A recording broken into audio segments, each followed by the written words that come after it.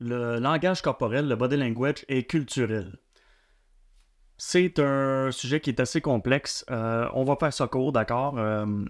Il y a énormément de nuances que je ne peux pas me permettre de faire ici en quelques minutes. Hein. On reste dans une capsule YouTube et non une formation de longue durée.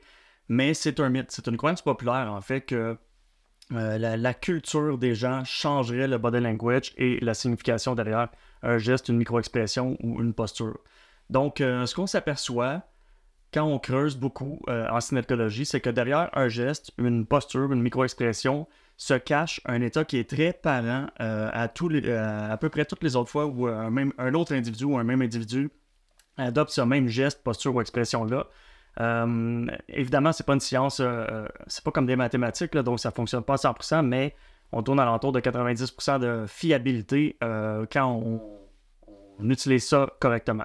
Mais donc, j'en reviens à nos moutons. C'est une croyance populaire, puis là où les gens se mélangent beaucoup, c'est que les gens ne font pas la différence entre les rites culturels et le body language, le langage corporel. Si je vous donne un exemple, lorsque je parle de ça, on me dit souvent quelque chose comme oui, ben moi j'ai de la famille en Asie ou j'ai déjà été en Asie, puis là-bas c'est mal vu de regarder directement dans les yeux ou de soutenir le regard.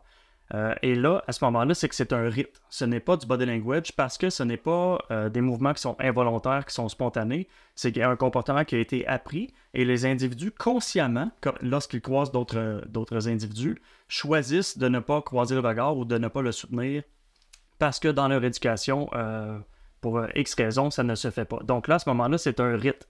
C'est la même chose qui, pour ici, par exemple, ouvrir la porte à quelqu'un, ben ici c'est vu comme de la politesse, mais ailleurs ça peut ne pas être le cas.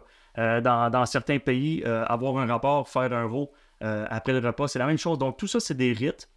Il ne faut pas mélanger ça avec le body language, le langage corporel. Donc je garde ça court, c'est ça. Donc ce qu'on dit, c'est que plus de 99% du body language est à peu près universel. Après ça, ça demande évidemment de la nuance.